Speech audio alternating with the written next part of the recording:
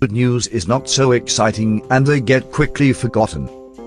Bad news, on the contrary, cause a lively response, because they bear a potential threat. Do not let bad news into your heart, and therefore into your life. Close for the bad and open up for good news. The slightest positive changes are necessary to notice and cherish them carefully. This is a harbinger of a wave of luck. As soon as you heard even the slightest encouraging news, do not forget about them at once, as you did before, but on the contrary, relish, discuss, hunt for them. Think about this news from all angles, rejoice, build forecasts, expect further improvement. So you think on the frequency of a wave of luck and tune into its parameters. Good news will be more and more, life will get better. This is not mysticism and not a property of the human psyche to filter out information when a pessimist looks at the world through black glasses, and optimist through the pink. This is reality. You are moving on the line of life, corresponding to the parameters of the energy of your thoughts. When you are in good relations with yourself and the world around you, you broadcast a harmonious radiation into the outside world. You create around yourself a region of harmonious oscillations, where everything develops successfully. A positive attitude always leads to success and creativity. Negativism, on the contrary, is always destructive, aimed at destruction. For example, there is a category of people who are looking for problems, not their solutions.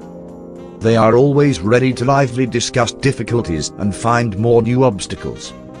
Such people usually find it difficult to offer a real way out, because they were originally aimed not at the solution itself, but at the search for complexities. Aiming at finding problems brings them in abundance, but the matter does not move from the spot.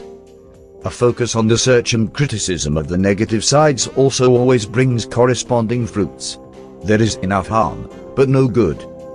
The worse a person thinks about the world around him, the worse this world becomes for him. The more he gets frustrated about the failures, the more willingly they come all new. What goes around, comes around.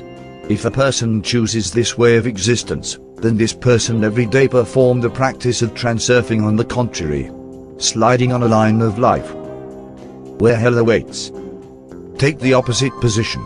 Be pleased with failures, find in them at least the slightest benefit. It is always possible. The glass is not half empty, but half full. Well-known cliché, everything that is done for the best, works without failure. If this is your credo, it is necessary to stubbornly adhere to the attitude toward good, to give up the old habit of getting upset and being annoyed for any reason. Every failure, at least, serves as a useful lesson, makes you stronger and more experienced.